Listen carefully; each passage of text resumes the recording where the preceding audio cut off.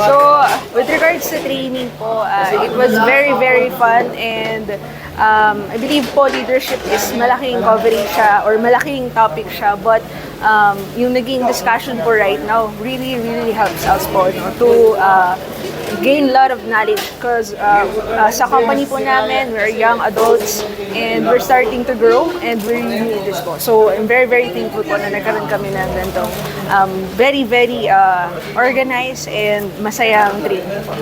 So, when it comes naman po kay Sir Ed, actually, first na starstruck po kami kasi napapanood lang namin siya sa TikTok, but right now, ayun po, siya na yung nagdi-discuss sa amin. So, it's an opportunity for us to meet him.